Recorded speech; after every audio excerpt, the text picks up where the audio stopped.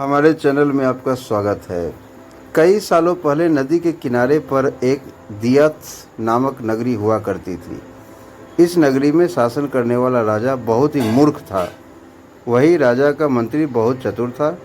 एक दिन शाम के समय राजा और मंत्री दोनों नदी किनारे टहलते हुए शाम का आनंद ले रहे थे। तभी राजा ने मंत्री से एक सवाल पूछा, क्या तुम बता सकते हो कि यह नदी किस दिशा में और कहाँ तक बहकर जाती है? मंत्री ने राजा को तुरंत जवाब देते हुए कहा कि यह नदी पूर्व की दिशा में बहती है और यह पूरब देश तक जाती है। इस पर राजा ने कहा कि वह नहीं चाहता कि हमारे देश का पानी पूरब के देशवासी इस्तेमाल करें। राजा ने मंत्री को नदी का पानी रोकने के लिए दीवार खड़ी करने का आदेश दिया। तभी मंत्री ने राजा से कहा कि ऐसा करने पर हमारा ही नुकसान होगा।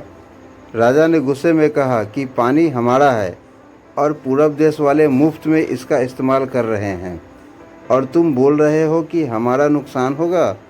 इसमें हमारा कुछ नुकसान नहीं होगा। तुम जल्दी से जल्दी नदी में दीवार बनवाने का काम शुरू कराओ। मंत्री राजा की आज्ञा का पालन करते हुए कारीगरों को बुलाता है और नदी के पास दीवार बनवाने का काम शुरू करवा देता है। नदी में दीवार बनाने का काम तेज़ी से चलने लगा और कुछ दिनों में दीवार बनकर तैयार हो गई। यह देखकर राजा बहुत प्रसन्न होते हैं, परंतु उनकी मूर्खता के कारण कुछ दिन बाद जब बारिश का मौसम दस्तक देता है तो नदी का पानी पूरे गांव में भरने लगता है।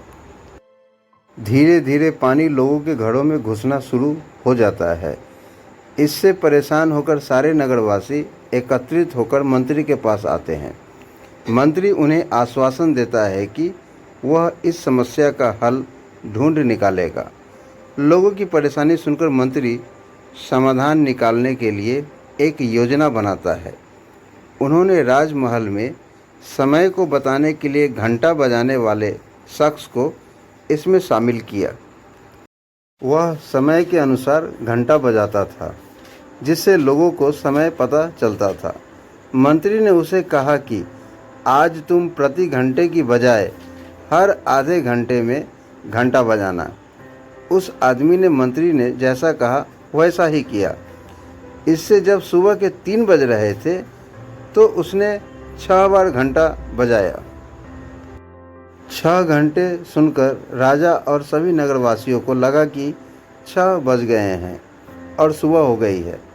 राजा उठकर बाहर आता है तो वहाँ मंत्री पहले से मौजूद होता है। बाहर अंधेरा देखकर राजा मंत्री से पूछता है कि अभी तक सूर्योदय क्यों नहीं हुआ है। राजा के सवाल का जवाब देते हुए मंत्री ने कहा, महाराज, प्रातःकाल हो चुकी है, पर हमने पूर्व दिशा वालों के यहाँ पानी को जाने से रोक दिया है, तो शायद इसलिए उन्होंने हमारे यहाँ सूर्य की रोशनी को आने से रोक दिया है। इसलिए सूर्य उदय तो हुआ है, पर हमारे देश तक रोशनी नहीं पहुँची है। ऐसा लग रहा है कि अब हमारे देश में सूरज की रोशनी कभी नहीं पहुँच पाएगी। यह सुनकर राजा चिंता में पड़ जाता है और मंत्री से पूछता है कि क्या इसका कोई उपाय नहीं है।